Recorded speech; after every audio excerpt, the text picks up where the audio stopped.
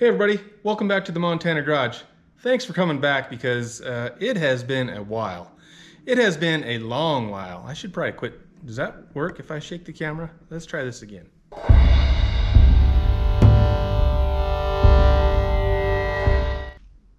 Well, hello there YouTube. It is Saturday night and I'm finally back out in the Montana Garage. I have been slacking a little bit lately since I got this badass body back on the frame. I said I was motivated to get this thing done and I am. I just, time is of an essence, as they say. Busy with work, I'm waiting on parts. I got a whole list of excuses. Never mind that. It is what it is. I've been doing a few small things. Let me get you caught up to speed. Oh, speaking of speed, I took the 57 delivery for a little burn. If you watched the last video with that, I've been having some issues trying to get it to run a little better or running right. I still don't know if I totally got it figured out. It is better, and we went for a little cruise. It was kind of a last minute thing, and so I didn't really film it very well, but I got a little footage here to show you. We'll pop that in here just to prove to you that it does work a little bit.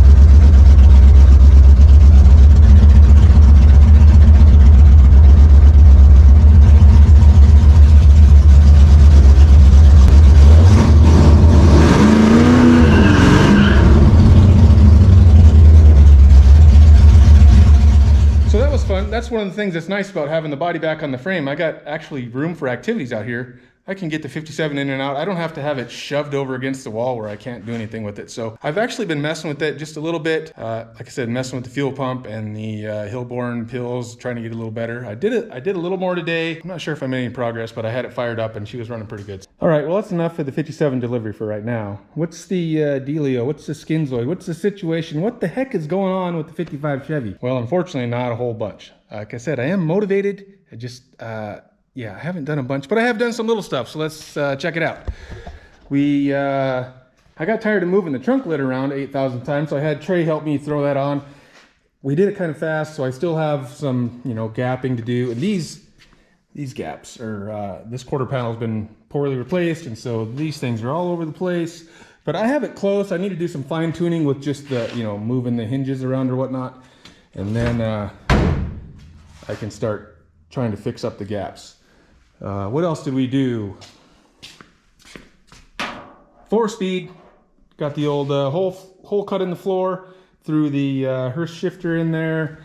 And so I don't really have, seats or a steering wheel, but at least I can sit in here and row through the gears and pretend I'm having fun. That's nice. So one of the next things I'm gonna order, I can't even talk. Who turned my car upside down? What the heck? So also this week I spent far too much, way too much. I mean, countless hours probably on the computer trying to come up with plans for parts and whatnot. And the thing I was mostly searching for this week was wheels for the 55. I really like the old school slots, but I wanted to kind of upgrade. So I was kind of trying to pick some kind of more of a modern yet still vintage slot type design. And actually, to be honest, I would maybe go with just the regular old school slots, but I can't find a 10-inch wide one for the rear. I know they made them in the past. Maybe somebody out there knows, but I can find 8-inch wide ones. So I've been trying to pick a wheel. And all you guys that have asked me 100 times what color I'm gonna paint the car know that I'm terrible with decisions because I don't know what color I'm gonna paint the car still. So picking a wheel was not easy for me, but I finally picked one. And I was happy with it, and I was maybe even getting ready to order it. I was a little bummed because they were going to be a few weeks out, and whenever they say that, who knows when it's actually going to be. But I made a decision, and then I read the fine print, and they will not work with the disc brake. Even the little tiny 11-inch disc brakes I have right here, they give me a measurement like 12 and 3/8 or 12 and 3/4 inch clearance on the back of the wheel. Because of the way the wheel is designed, it has like more meat or beef in the back. Beefy wheels in the back, and so it says right in there they're designed for older hot rods or vintage cars and without disc brakes. So to check your clearance, so I checked, and they're either going to hit by this much or they're going to miss by this much. So, and then plus I'm going to get disc brakes on the rear end. So yeah, I decided those wheels are out, and now I got to decide again.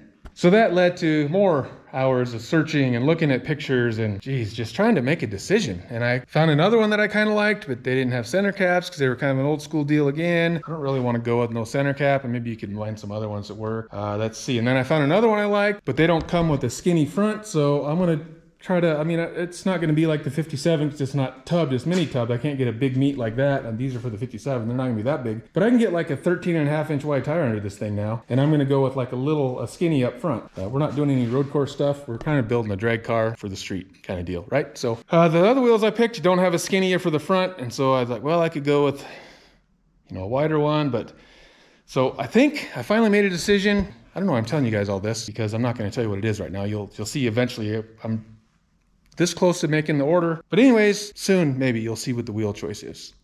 Let me know what you guys would have used. So picking out parts and wheels, putting the trunk on, and installing the shifter. That's been my week so far. Pretty lame. Today, I actually was out here again today. Well, I spent part of the time working on the 57, like I said.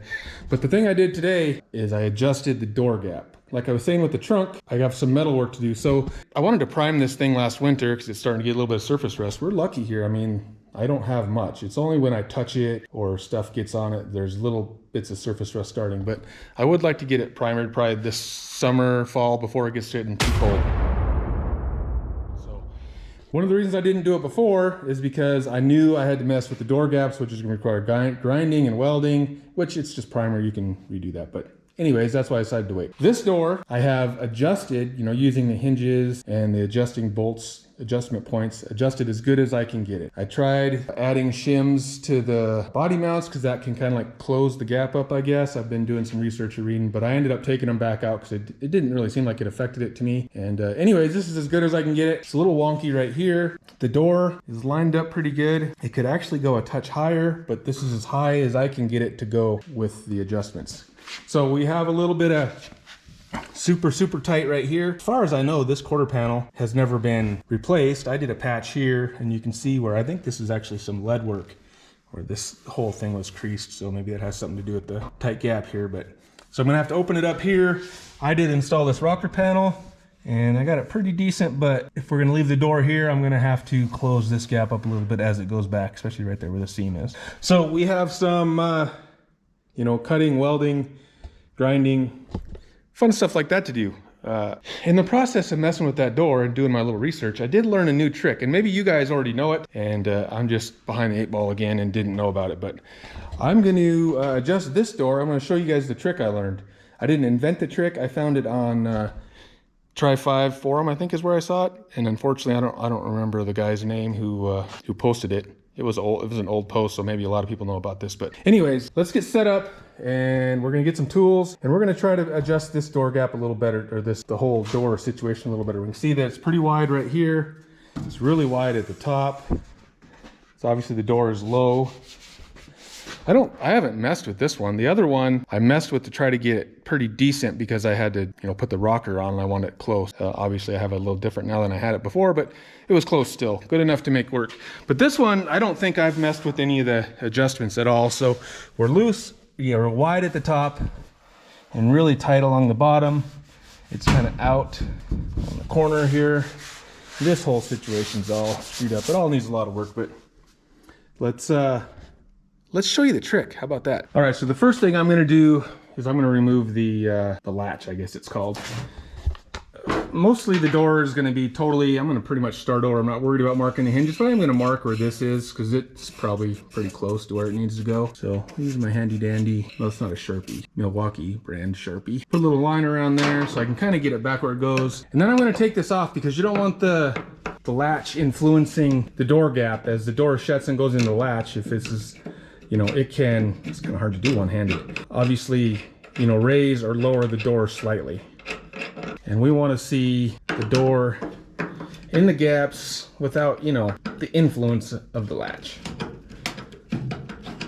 All right, so this latch, the other side didn't have this. This has almost like a couple little shims underneath. We'll leave them on there.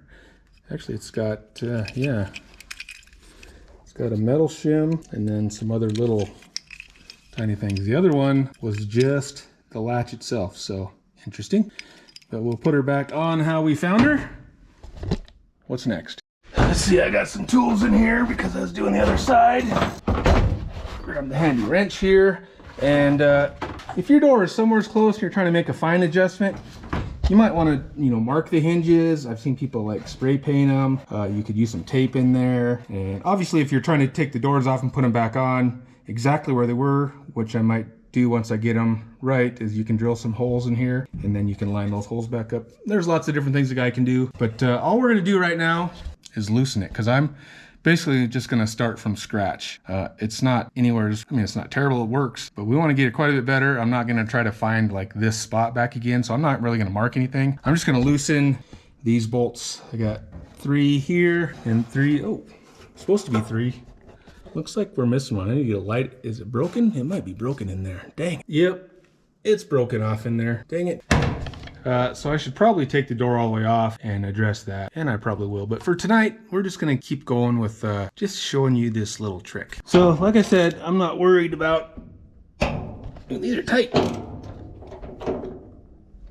I'm not worried about the door moving around a little bit.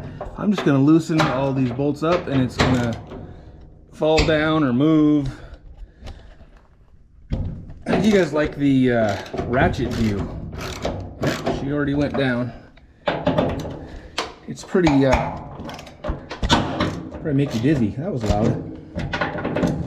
All right, you know how to loosen bolts. We'll be back. All right, so we got her loose. It definitely, she found a new home. So here's the trick. I have little chunks of this is just like, I don't even know, like 1/4 inch vacuum hose or something. I don't know. Rubber is about 1/8 inch, so it's probably like 3/8 hose. This is what I had. There might be different sizes to use, but this seemed to work pretty good on the other door. I got the hose, I cut it into little chunks, and I put a slit in it. And I'm gonna take this and put it around the edge of the door, just like that. All the way around. So I got like 12 chunks or so, a couple on the top, a couple on the bottom. And then we're just gonna close the door. That didn't work very good.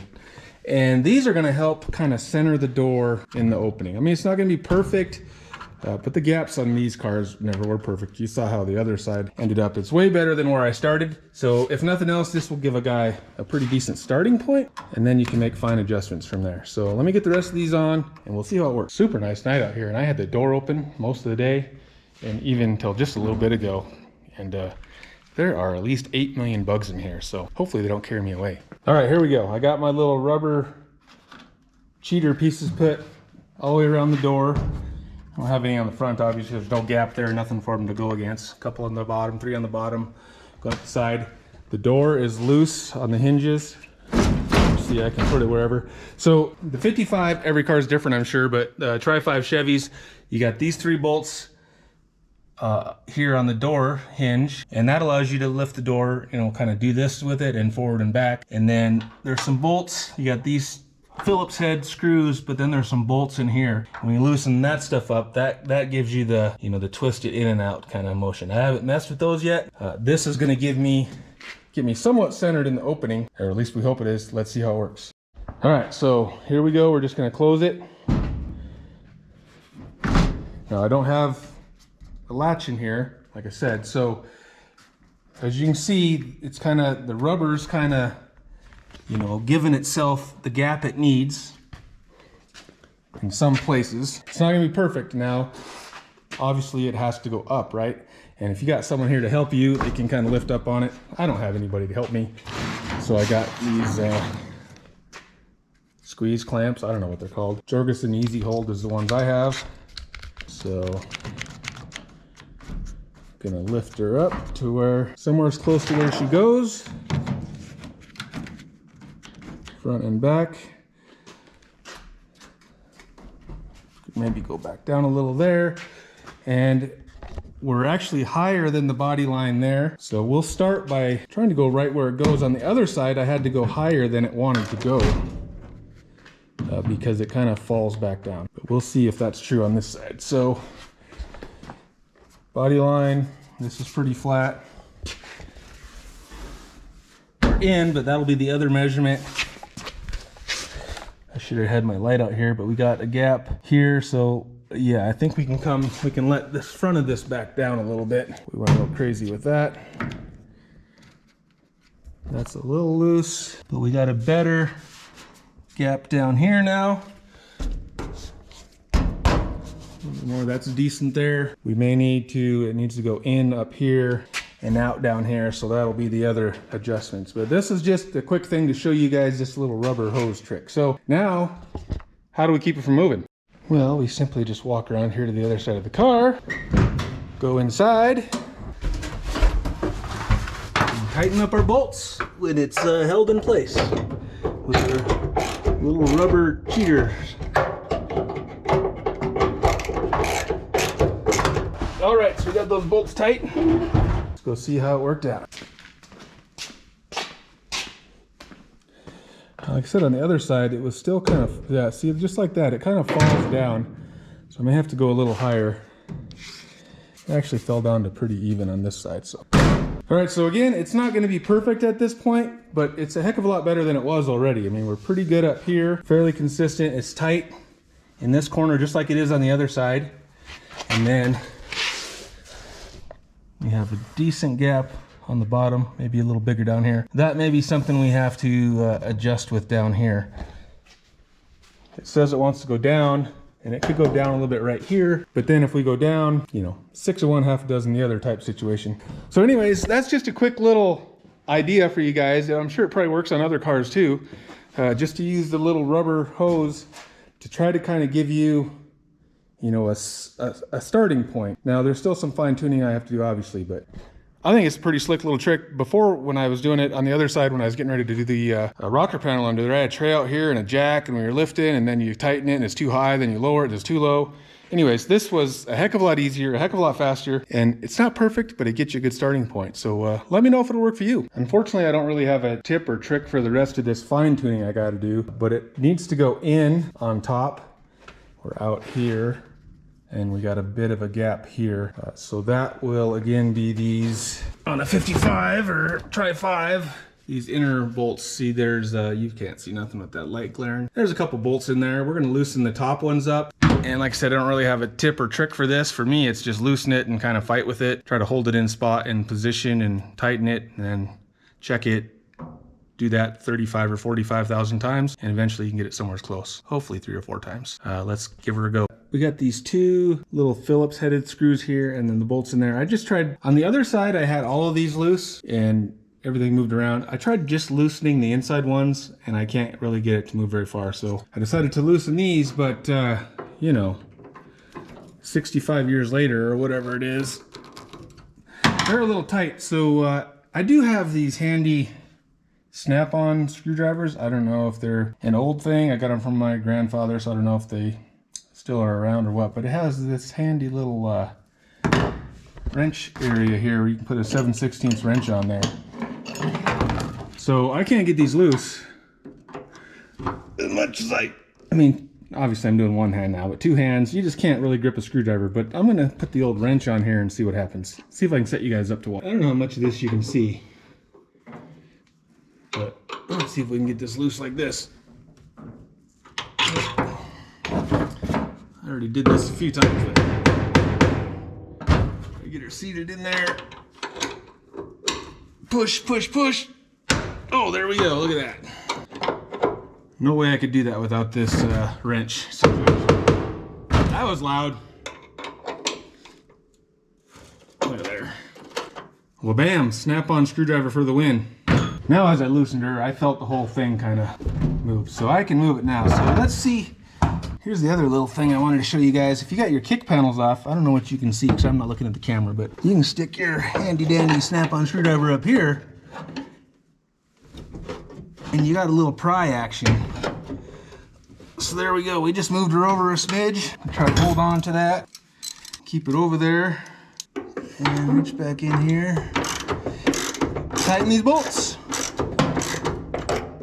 And then, like I said, this is just kind of a trial and error because I don't know how far I had to go. I went over a ways.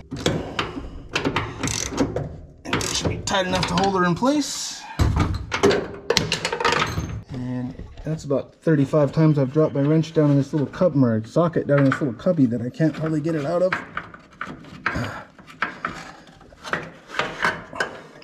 Jackpot. All right, let's see how we did.